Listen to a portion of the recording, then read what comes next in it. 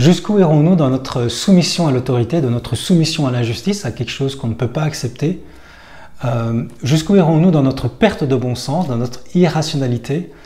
C'est quelque chose que je voudrais voir avec vous dans cette vidéo parce que je le vois dans mon métier en tant que thérapeute. Je vois des personnes qui sont soumises à l'autorité par exemple d'un patron qui est injuste, qui fait du harcèlement moral, par exemple des femmes qui sont face à un mari violent.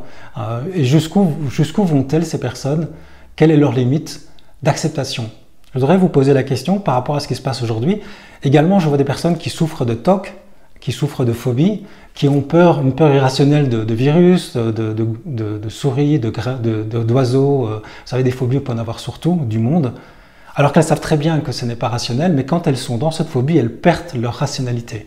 Et c'est un peu ce qu'on voit aussi aujourd'hui. Alors je voudrais construire cette vidéo sur trois images en fait pour démarrer. La première image, c'est une image très connue qui illustre bien ce qui se passe aujourd'hui. C'est l'image de la grenouille qui meurt ébouillantée dans une casserole parce que au début la grenouille va dans une casserole, la casserole commence à chauffer et comme l'eau n'est pas encore très chaude, c'est agréable pour la grenouille, elle se laisse aller, voilà, en plus il y a Netflix, il y a un canapé, elle est vraiment bien, elle ne bouge pas, c'est le confort et puis ça chauffe de plus en plus, c'est un peu comme un sauna, un jacuzzi, elle se détend, elle devient de plus en plus molle.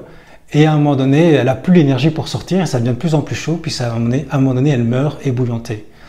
Et ça illustre bien ce qui est en train de se passer actuellement, où si nous ne réagissons pas maintenant, une époque particulière, maintenant, là au mois d'août, septembre, octobre qui va arriver, ça risque d'être trop tard.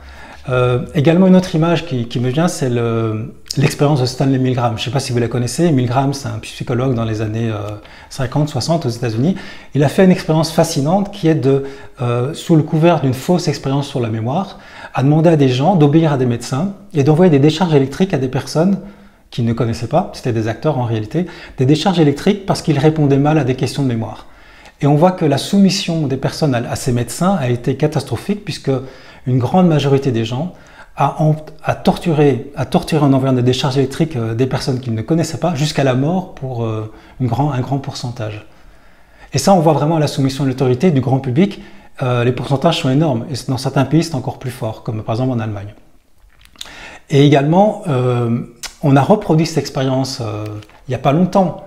Au Japon aussi, il y avait une grande soumission à l'autorité. Il y a plusieurs pays comme ça. Alors on a reproduit cette expérience en 2002. C'était fascinant. C'était des sociologues français qui ont fait ça. Ça a été retransmis par toutes les télévisions francophones. Et on s'est dit, au jour d'aujourd'hui, les gens sont un peu moins soumis à l'autorité. Et on a remplacé l'autorité médicale par l'autorité médiatique. Et on s'est rendu compte, malheureusement, et c'était vraiment en grande dame des psychologues et des sociologues, c'est qu'il y avait plus de soumission à l'autorité qu'avant. Les gens allaient encore plus loin dans la soumission à l'autorité médiatique, était plus forte. La puissance médiatique, comme quand on est conditionné médiatiquement, vous avez un grand nombre de gens qui allaient torturer des personnes en envoyant des décharges électriques. Je vous rappelle l'émission, je mettrai le lien de l'émission dans la description de la vidéo, vous allez voir, il y aura plein de ressources dans la description de la vidéo. Et aller même jusqu'à tuer la personne en fait, avec des décharges dépassant 300 volts, 400 volts. Donc on voit, la personne perd sa raison, normalement elle ne le ferait jamais, mais pris dans une sorte de conditionnement médiatique et médical, parce qu'il y avait un médecin qui était là pour dire « vous inquiétez pas, je prends la responsabilité », les gens obéissaient et allaient jusqu'à tuer. Alors ceux qui résistaient, il y en avait très peu, c'est souvent ceux qui avaient un grand attachement au droit des libertés, à la liberté, pardon, aux droits de l'homme, ou qui avaient vécu même des traumatismes, des traumatismes des guerres par exemple, des gens qui avaient été soumis à l'autorité, qui avaient fait des ravages en fait. Donc, ce qu'on vit aujourd'hui va être vraiment l'opportunité de travailler sur soi. Et la troisième image qui me vient, c'est une phrase de l'archevêque Desmond Tutu, l'archevêque anglican, qui est en Afrique du Sud, qui a été prix Nobel en 1984 et qui avait eu comme tâche de mettre un éclairage sur tous les crimes commis par l'apartheid. Et il a mis en avant cette théorie de la réconciliation. Et il disait, cette phrase qui est très à propos aujourd'hui, c'est si vous êtes neutre alors qu'il y a de l'injustice, vous êtes du côté de l'oppresseur. Et cette phrase a été dite également par Gandhi, par Martin Luther King, autrement d'ailleurs, c'est genre, le monde va si mal, pas tant à cause des méchants, mais surtout à cause de tous ceux qui laissent faire sans rien dire. Alors j'avais fait une vidéo déjà sur le sujet de l'actualité avec les masques et les pro-masques et les anti-masques. En réalité, ce n'est pas les anti-masques, ce sont juste des personnes qui souhaitent la liberté de le porter ou pas ce masque. Donc il y a vraiment j'avais fait une vidéo là-dessus avec tout un texte là-dessus. Et j'ai été très étonné de voir que mon texte a été partagé plus de 300 fois, donc je suis content. Puis il y a plein de gens qui ont rejoint ma communauté en quelque sorte, par email ou en vidéo.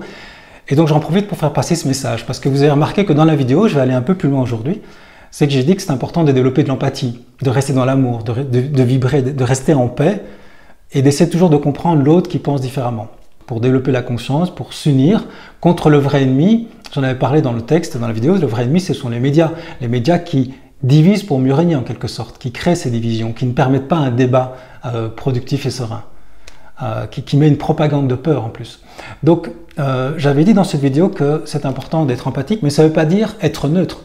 J'avais aussi dit dans la vidéo ou dans le texte que j'ai moi-même un parti, j'ai une position, et je l'exprimais d'ailleurs dans les débats. C'est comme ça que j'en suis arrivé à cette notion d'importance de non-violence.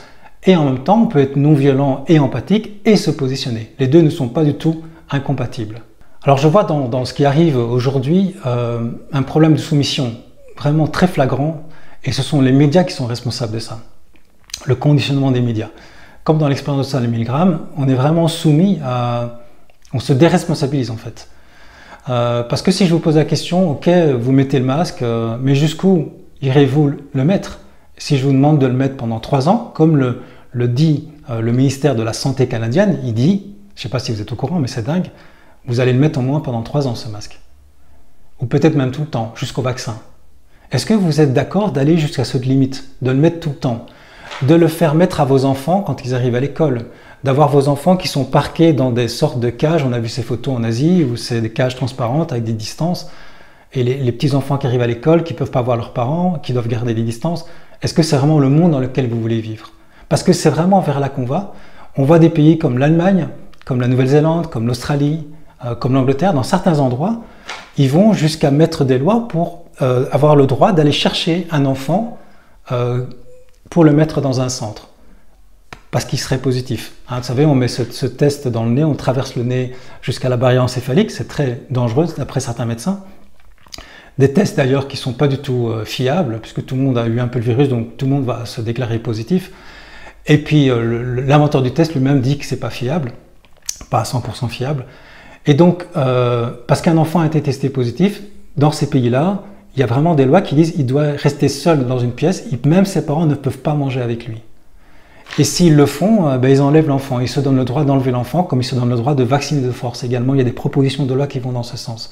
Mais renseignez-vous, parce que dans les médias traditionnels, on en parlera très peu, mais ça devient vraiment très très grave. Et il y a en Australie, par exemple, il y a des policiers qui vont jusqu'à casser des vitres de voiture parce que la personne ne respecte pas les consignes de sécurité à l'intérieur de sa propre voiture. Vous voyez en fait la folie vers laquelle on va. Alors si vous vous dites, mais non, mais les gouvernements ne sont pas fous, les gouvernements sont rationnels, veulent notre bien, ben oui, bien sûr, les gouvernements ont toujours été gentils, c'est bien connu. Regardez ce qui s'est passé avec Julian Assange, ce qu'il a mis en évidence, regardez ce qui s'est passé avec les Gilets jaunes, on voit à quel point le peuple, les gouvernements n'ont pas l'intérêt du peuple en premier. Et on voit d'ailleurs les crimes de certains gouvernements qui vont à l'encontre des intérêts du peuple. Et c'est juste une question de bon sens, de rationalité. Pourquoi est-ce qu'on ne le voit pas? Qu'est-ce qui nous empêche d'être rationnel par rapport à ça? Parce qu'on voit qu'une grande partie de la population continue à faire confiance au gouvernement, continue à faire confiance aux médias et ne se pose pas de questions. Et là, c'est là qu'on voit la puissance de l'émotionnel, parce que je pense que c'est l'émotionnel. Vous savez, en tant que thérapeute, je vois des personnes qui sont dans des émotions parfois très fortes et qui perdent la raison. Perdre la raison, c'est pas vraiment devenir fou forcément comme pour aller dans un asile psychiatrique, mais c'est ne plus avoir de bon sens. Les gens qui souffrent de TOC, les gens qui ont des phobies irrationnelles comme ça, il y a une perte de raison. Ils savent très bien, par exemple, que l'avion est le moyen le plus sûr, mais ils ont très peur, ils sont plus raisonnables, ils ont perdu la raison à ce moment-là. Les gens qui ont la phobie des souris ou des guêpes, ou je sais pas moi, des oiseaux ou des grenouilles, ils perdent la raison. Ils savent très bien que c'est pas dangereux, mais c'est plus fort qu'eux. L'émotionnel prend en otage la raison, comme on dit en intelligence émotionnelle. Et bien ici, c'est un peu la même chose avec les médias, qui crée de l'émotionnel anxiogène, puisqu'en fait, à force de comptabiliser les morts et de tronquer les chiffres, en plus les médias font mal leur travail, puisqu'on sait aujourd'hui qu'il n'y a pas plus de morts que les années précédentes, mais les médias mettent en avant des chiffres, mettent en avant le chiffre des positifs, au lieu de mettre en avant le chiffre des décès, qui est quasi nul. Donc on voit qu'il y a une perte de bon sens, les gens ne le voient pas, donc les gens écoutent ces médias et ont peur, et l'émotionnel empêche d'utiliser sa raison. Parce qu'au fond, quand on regarde les chiffres, toutes morts confondues, Il y a même moins de morts cette année ici en Suisse que l'année passée, puisque moi je vis en Suisse. Pour ça je connais mieux ces chiffres. Ça a été mis en évidence par un magazine ce matin. Il y a moins de morts, les gens sont stupéfaits de lire ça, il y a moins de morts cette année ici que l'année passée. Alors qu'est-ce qu'on a fait tout ce cinéma? On a cru qu'on allait rentrer dans l'apocalypse. En fait, il n'y a pas de problème. Alors on voit qu'au niveau des morts de la grippe, c'est pas tellement plus élevé. Il y a des années où il y a eu plus de morts dues à la grippe. Et on n'a pas fait tout ce cinéma non plus à ce moment-là. On voit que le risque de létalité, donc le risque de décès pour ce virus, il est extrêmement bas. Il est de moins de 1%. Moins de 1%. C'est même moins de 0,1%. Alors pourquoi est-ce qu'on fait tout ce cinéma pour quelque chose qui est si peu dangereux? Vous avez plus de 99,99% de ne pas l'avoir, de ne pas mourir de ça en tout cas. De ne pas l'avoir, oui, vous allez l'avoir, mais comme le virus de la grippe, vous n'allez pas en mourir. À moins pour un public très spécifique qui ont des comorbidités, on le sait très bien, qui ont un certain âge, ben oui, évidemment, pour eux, c'est dangereux. Mais rien que pour ça, on a confiné tout un pays, tous des pays, avec une perte de l'économie catastrophique, avec des conséquences tragiques au niveau humain, mais au niveau humain avec les vieilles personnes, les relations avec les vieilles personnes, mais au niveau économique, catastrophique, des gens qui tombent en faillite, juste pour quelque chose qui est imaginaire, qui est pas dangereux en fait. En plus, si on prend de la hauteur, si on prend une perspective, on voit par exemple que le tabagisme tue plus que le Covid. Le tabagisme, il y a eu une journée du tabac il n'y a pas longtemps, qu'est-ce qu'on a remarqué? Enfin, qu'est-ce qu'on a dit? Ben, les chiffres, on les connaît. C'est que chaque année, il y a 7 millions de morts dus au tabagisme. Et attendez, c'est pas fini, c'est que dans les 7 millions, il y a 1 200 000 personnes qui meurent du tabagisme passif. Ça veut dire quoi? Ça veut dire que des gens qui ne fument pas, qui sont juste à côté des fumeurs et qui meurent à cause de ça. 1 200 000. C'est le double actuellement des chiffres du Covid. Et encore, les chiffres, on sait qu'ils sont faux puisqu'ils sont recalculés. On a compté tout et n'importe quoi. Dès qu'il y avait une mort, c'était le Covid. Tout d'un coup, il n'y a plus de mort de la grippe. Vous voyez, tout le monde est mort du Covid. Donc en fait, on se rend compte qu'on est en train de faire gonfler un truc. C'est un vrai cinéma. Et en fait, beaucoup de gens ne le voient pas. J'imagine que les gens qui me suivent, beaucoup de gens le voient. Je sais, j'ai des feedbacks, mais beaucoup de gens ne le voient pas. Et continuent à croire les médias traditionnels et continuent à rester dans la peur et vont accepter des mesures liberticides parce qu'après le masque obligatoire pendant 3 ans, comme dit le ministre de la Santé, ben ça va être le vaccin obligatoire. Et quand on voit, c'est des médecins qui en parlent, c'est des médecins qui expliquent les conséquences des vaccins sur la santé avec beaucoup de morts, beaucoup de handicaps, des choses horribles, des effets désastreux horribles qui font peur à certains médecins. Il y a des gens qui ont étudié ça de près. Et on se dit, mais le gouvernement devient fou.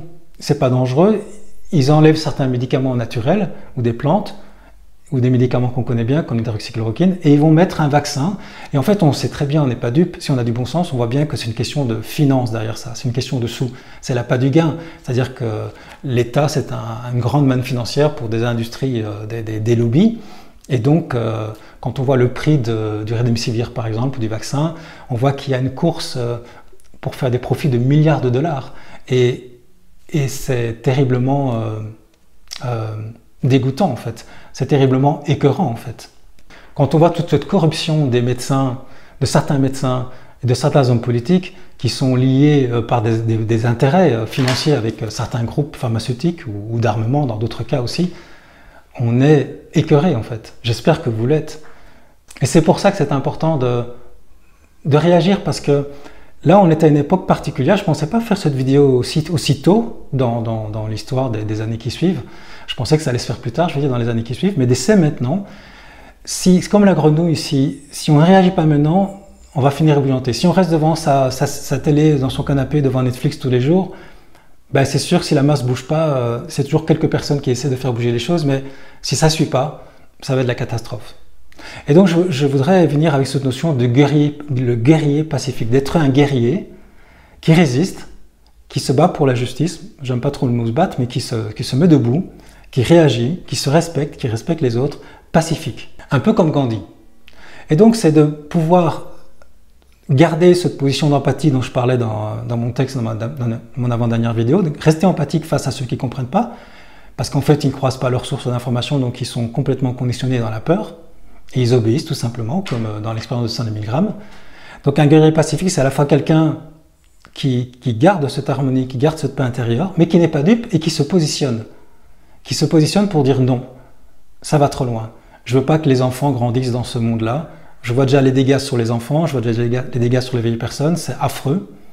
Hein, et je refuse, donc le guerrier pacifique se positionne, je vous invite à vraiment vous positionner, c'est-à-dire je refuse, je dis stop avant que ce soit trop tard. Parce qu'à un moment donné, ça risque d'être trop tard. C'est comme quand les nazis sont venus, on pouvait dire non, non, mais bon, ça va, les gens étaient positifs, mais non, ça va aller, il faut être neutre, ils vont se calmer, et puis regardez ce que ça a donné. À un moment donné, ça devient trop tard de résister, ça devient trop difficile de résister. Et quand on résiste trop tard, ça devient sanglant, il y a des morts, ça va être très difficile. Et résister à un gouvernement planétaire totalitaire, ça va être très difficile. Alors qu'est-ce qu'on peut faire? Le guerrier pacifique, ce qu'il va faire, c'est déjà se protéger de la pollution ambiante, anxiogène.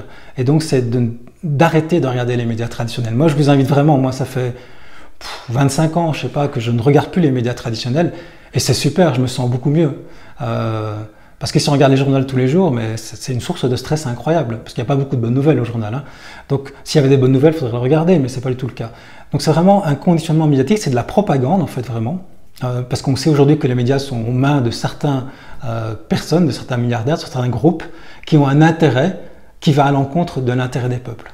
Et donc, je vous invite à arrêter ces médias traditionnels, ou à tout le moins de croiser vos sources d'information, parce qu'aujourd'hui sur Internet, malgré la censure des réseaux sociaux qui est un autre scandale, qui est incroyable, il y a beaucoup de gens qui ont leur compte YouTube ou Twitter ou Facebook fermé, c'est incroyable, on ne dit pas grand-chose. C'est justement de croiser vos sources d'information. Ce que devraient faire les médias traditionnels, c'est offrir des débats pour qu'on puisse savoir discuter sereinement des mesures prises aujourd'hui, mais on ne peut pas, c'est très totalitaire en fait, on ne discute pas. On insulte, complotiste, j'avais fait une vidéo là-dessus. Donc ça, la deuxième chose, c'est ça, c'est de croiser ces sources d'information. Enfin, la troisième chose, c'est de toujours s'exprimer, par écrit, verbalement, de dire non, je refuse cette absurdité. Comme quelqu'un qui est malade, quelqu'un qui a la phobie, quelqu'un qui a les TOC, si on rentre dans son jeu, c'est trop compliqué, c'est trop difficile de l'en sortir. Non, ce n'est pas rationnel ce que tu dis, ce n'est pas dangereux. Après, bien sûr, il y a des techniques de gestion émotionnelle qu'on va appliquer, mais d'abord, c'est de se prendre conscience qu'on ne rentre pas dans la folie. On ne veut pas rentrer là-dedans. Et donc, je me souviens, moi, j'étais membre pendant 20 ans d'Amnesty International, et à l'époque, avant Internet, on écrivait à la main, et j'ai beaucoup écrit, et bon, je n'ai pas fait tellement que ça, mais j'ai fait pendant quelques années, écrire pour faire libérer des prisonniers. En fait, agir, c'est par exemple écrire. Et écrire, avec Amnesty International, on avait réussi à faire libérer des prisonniers de la torture, de la peine de mort. Donc ça fonctionne en fait. Le fait d'écrire à des élus, à des associations de commerçants, parce que là encore, à Genève, il y a une personne, Emma Crozy, qui a eu sa boutique fermée parce qu'elle refuse d'obliger les gens à porter un masque dans sa boutique, puisqu'il y a suffisamment de place. On lui a fermé sa boutique, mais vous vous rendez compte, c'est un médecin qui décide ça. On est dans une dictature sanitaire en fait. C'est refuser, c'est écrire, c'est aller manifester, toujours non-violent, toujours de manière non-violente bien sûr. Et puis c'est en tant que personne refuser d'aller dans ce genre de magasins comme Ikea qui refuse qu'on aille à deux, il y a de plus en plus d'espaces, de commerçants qui se réveillent, qui refusent de rentrer dans cette folie, dans cette mascarade, hein, on peut dire ça, et c'est les encourager. Par exemple, moi, je vais commander plus chez elle, cette personne qui a eu son magasin fermé, je vais commander en ligne chez elle. C'est encourager les commerçants qui osent résister, les médecins qui osent résister. Il y a des médecins qui osent résister. Vous allez me dire, mais comment ça se fait que les médecins ne sont quand même pas bêtes? Eh bien, moi, je vous renvoie aux années sombres des années 30. Hitler a été mis au pouvoir démocratiquement et il a été élu par des médecins, par des philosophes, par des avocats. Pas parce qu'on est avocat ou médecin qu'on a la conscience. Beaucoup de ces médecins ont peur, sont tenus par l'argent. S'ils disent quelque chose qui va à l'encontre de la docta, de la doctrine de la propagande, ils risquent d'avoir l'ordre des médecins, ils risquent de perdre leur travail. Alors avec les salaires qu'ils ont, pour certains, c'est une perte de confort extraordinaire, ils ne veulent pas risquer ça, donc ils se disent d'autres le feront. Les seuls médecins qui se lèvent, ils sont très courageux, il n'y en a pas tant que ça. Souvent, c'est des personnes qui n'ont plus rien à prouver, qui n'ont plus de peur. Et donc, c'est encourager ces personnes.